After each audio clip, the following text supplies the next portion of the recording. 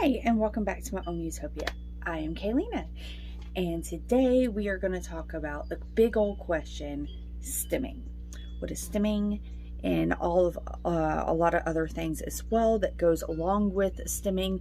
And I am going to sit here and do some research and do some Googling, and I am going to talk to you guys about what I come across and experience that I have gone through personally of myself in raising three autistic individuals. They are individuals, 3 autistic children, and one other ADHD, or at least diagnosed ADHD individual, and a few others that I think actually could be neurodiverse as well, but never has been.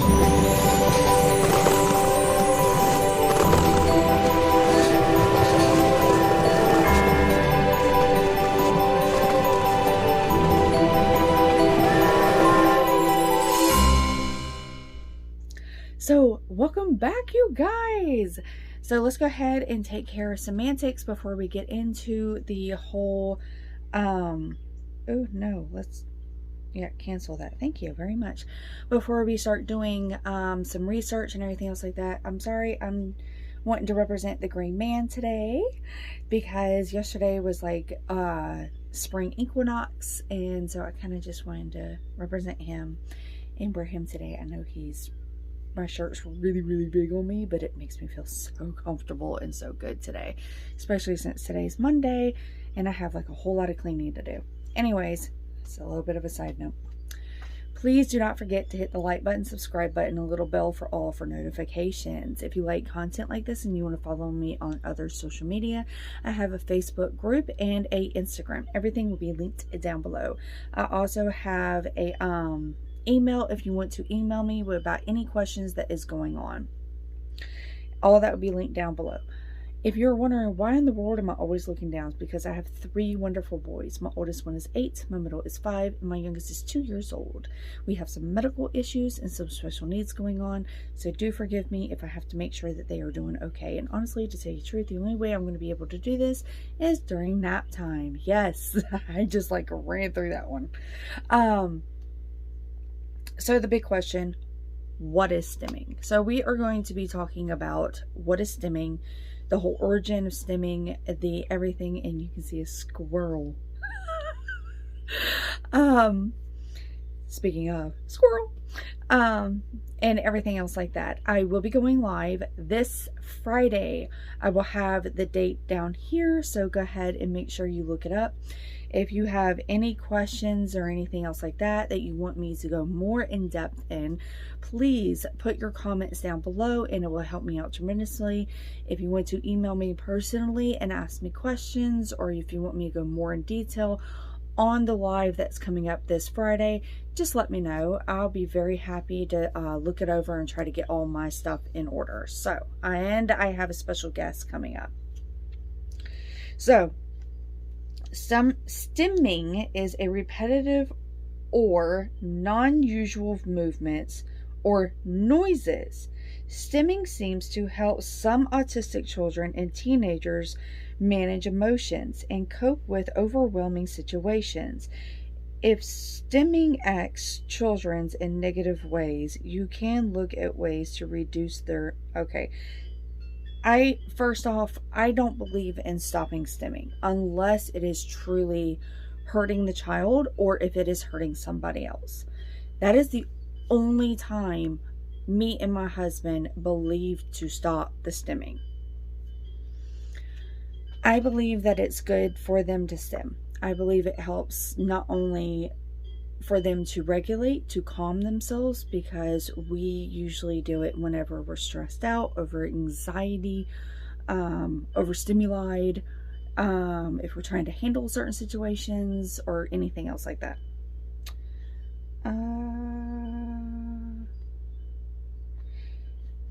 Let's see, how about we ask this one question?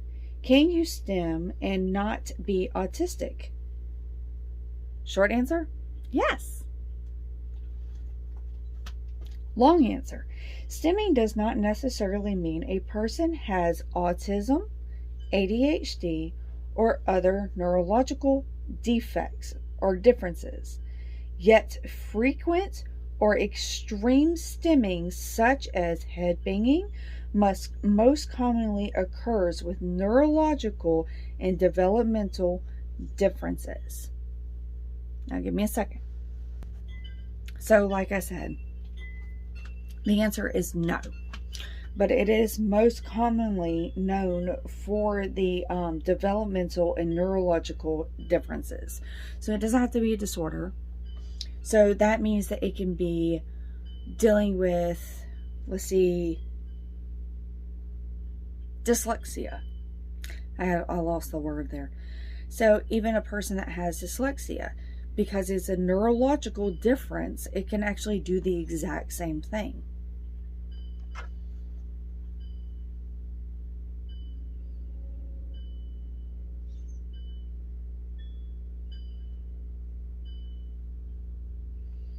Oh, it's not giving me all the questions. So basically anybody can stim, but it's majorly, it affects the fact of how much do you stim? How strongly do you stim? Does stimming affect your emotions? So can they help your emotions regulate? Okay, so if we look at, I know I had this picture downloaded, so I will put it up. So the types of, no, leave it alone. So the different types of stimming can go from vocal, so they can sit there and scream. And not only can they scream, but they can sit there and do it in certain patterns. And, oh, oh, ah. So they can do things like that. They can do echoing. They can do, it's a form, and there's another one that's called echolalia.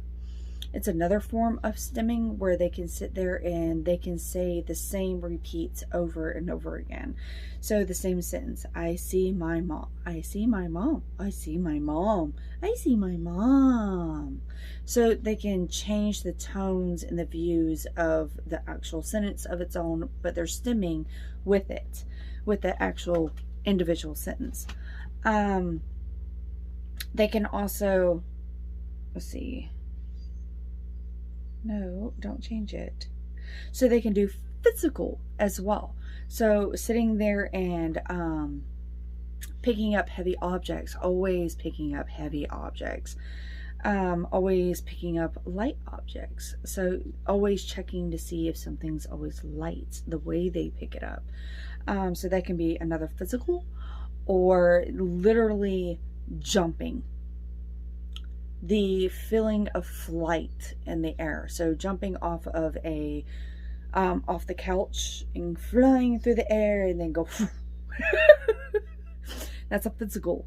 So that's actually one. So from jumping off the couch, jumping on trampolines, jumping everywhere that they're going, jumping from furniture to furniture, jumping on the beds, constant. And I'm not talking about like every couple of days or every couple of months.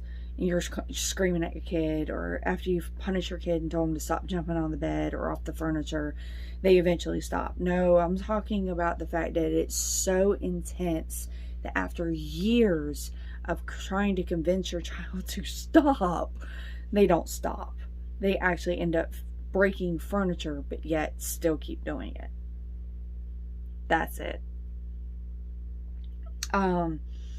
Physical also could be like standing on their tiptoes and walking through the house in their tiptoes, or standing on the back of their heels when they're wearing certain shoes or when they're walking through the house. That's what I did. I did a lot of toe tapping, but my main source that I did I would walk on the back of my heels, and I would walk everywhere. I mean, like, I was the best of the best of being able to walk on my heels and walk everywhere. I can run. It was phenomenal. I've even noticed that recently I wore a pair of thick boots, and I was actually doing it again. And I actually was like, I gotta stop. I'm gonna end up twisting my ankle or doing something. or end up breaking my boots because of it. So that's another one. Or they can just sit there and do the crab walk everywhere that they're going. So it's a physical action and a physical feeling. So remember that the whole meaning of stimming is a repetitive action. So constantly doing the same thing over and over and over and over. So a mental could be anything that's in your brain that you're physically seeing. You can physically hear. I know it sounds weird. Physically hear, physically see. You can some individuals I've actually heard of that can sit there and rewatch a whole show in their head. Or they can go over, this is extremes, they can literally repeat the whole book in their head, and they can physically see the whole actions of everything that's happening. And that's their stim. Or they could be like me. One of my stims is, I do this every single night. I do this when I get bored, or anything else like that, or whenever I just need to escape from reality. I zone out. So basically I make everything that is out of focus, or everything that's in focus, I make it out of focus. So I'm able to see the frontal part of my view plus my preview, my side view. I forgot the name of it. I can see it all at once, and it's all out of focus. And I literally start slowly going into my brain. I'll start telling myself a story. And then when I get to that point and I start seeing the story form, so I see the person. So let's say it's a girl. I actually start seeing the girl. I can see what she's wearing, what she looks like, her age. And then I start seeing what's around her. And then I start telling myself the story of what is happening to the girl, who's all involved. And I literally can stop seeing reality. I stop seeing what is in front of me, and I'm literally just hyper focused inside of my brain, and I can physically see all the actions. And it's like I'm outside of my body, or like I'm floating, I guess, like a fly, and I can actually hear and see everything that is happening. And it's not like your nearer vision in a video game where you're seeing the, what is it, one-on-one person. I can actually see like I see now. I can see my peripherals. That's the word. I can see from my peripherals. I can see my regulars and everything, and nobody can hurt me, see me, talk to me, or anything. I literally I go into the story. But it's almost like I have a third sense that's out here in reality. So if something happens, I can come right out of it like this. So that's one of mine.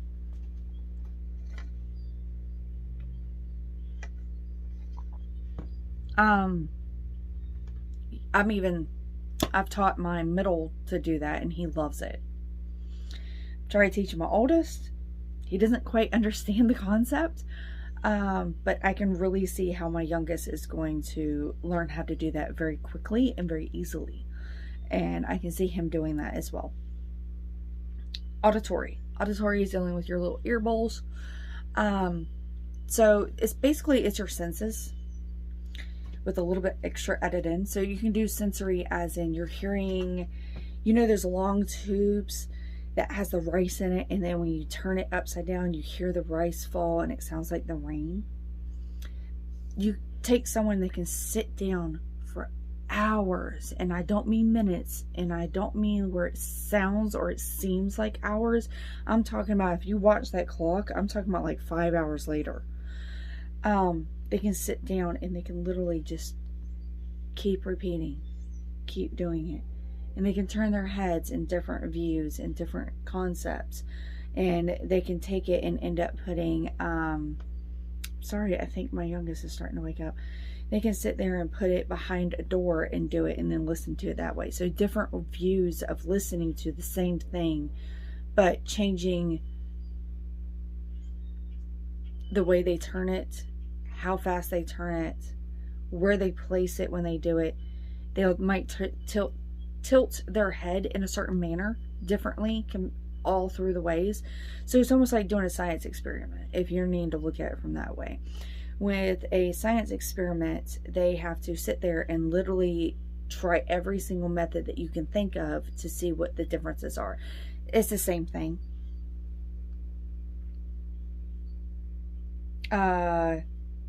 So touch is another one. So sitting there, and they literally have to have a lot of sensory, like this, how it's really raised.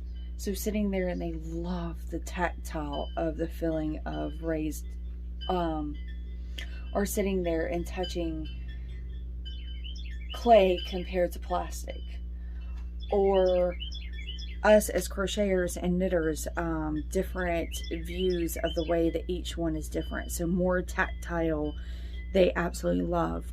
More ways that they could play with it, like baubles compared to like the basket weave, things like that. They might absolutely love that. Or the granny square, they can sit there and rub their fingers through, put them in between, pull them out. It's not only their hands, but it can be their facial, it can be the back of their heads, it can be their actual chest, their toes. Your skin is in every part of your body. On the outer part, it is the biggest organ of your body. Oh, that's another thing. So another stem for the brain is doing engulfing themselves into a special interest. So if they have a special interest in knitting or crochet, they will learn everything that they can learn about that special interest until they can no longer learn about that special interest. That's one. So visual is the exact same thing as auditory. So someone can be sitting here, and so if you think back into the 1970s, the oil lamps that would get really hot and the oil would form up and then come back down, and how so they will sit there and they'll watch it. Some individuals, they can even sit there and see pictures in it. So that's another form of visual plus mental. So that you can have a combination of like 1, 2, 3 all going on at the same time. It's a combination of what could be happening. Electricity, they can sit there and they can watch how electricity dances across the sky. I know it's a lot to take in. Or sitting there and watching water. They can sit there and twirl water a certain way and turn it back another way and just play with it. Watching fire, that's one.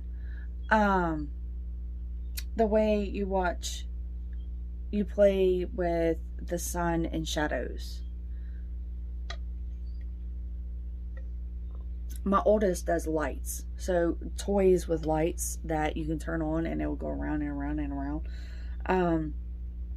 He loves things like that. So dealing with your nose, so sensory with this as well. Some people would actually find it extremely, like they will find a specific smell.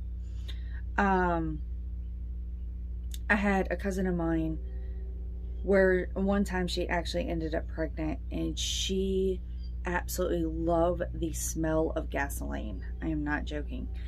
To the point where she would keep that vehicle filled up with gasoline at all times, and she would just stand there for hours and just smelling it. So that is actually one. You can sit there and you can be smelling, I know it sounds disgusting, certain types of raw meat. So you can do it that way. You can sit there and it can be pretty smells as well. So you can do roses. I have actually done this. Certain flowers, so if you stick with a specific rose, so each rose actually has a different smell, intensity, and everything else like that. So you can sit there and find your favorite one, or you can be like what I did. I find the specific kind that was my absolute favorite. Even the different colors of each rose has different as well intensities and stuff. And it just, you stick with that one and you just cannot have enough. You absolutely need it and want it. So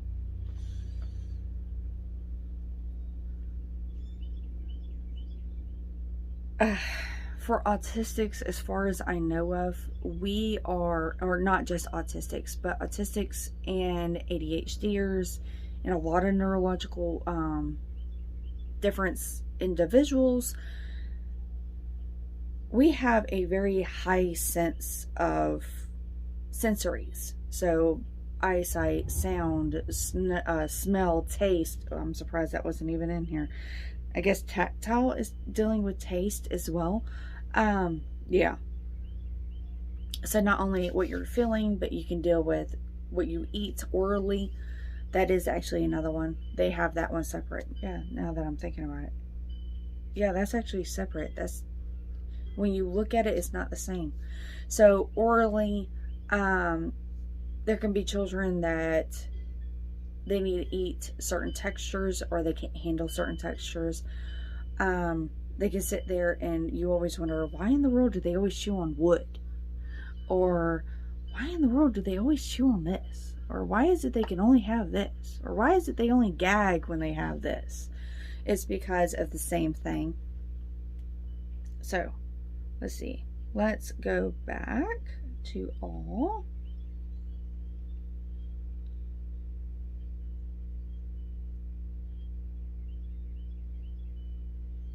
Alright, let's see what Google says about this. What does stimming feel like? Okay. Stimming might be rocking.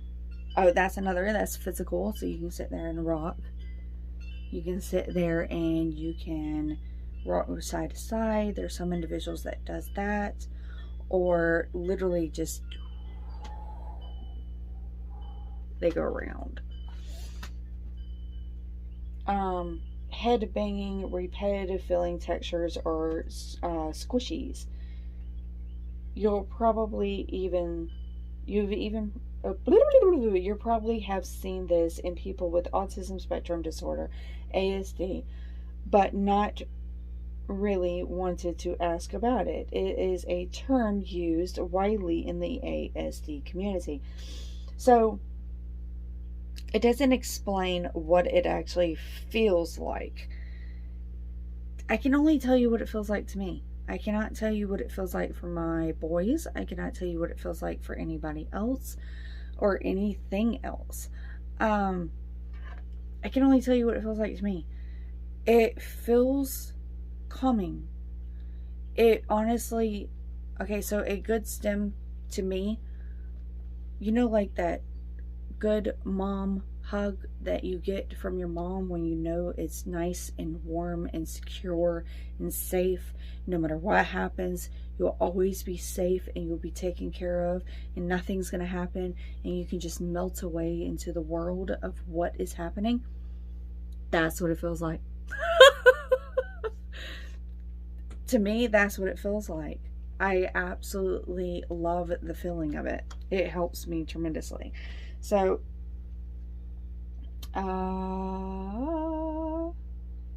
can you stim and not be autistic? Here I asked that. What triggers stimming? So anything can trigger stimming. So the way you feel, the way you want. You could be nervous, upset, negative feelings. You can also be happy feelings as well. All depends on the severity of the person and the severity of what's going on. Is stimming part of ADHD? Yes, it actually is.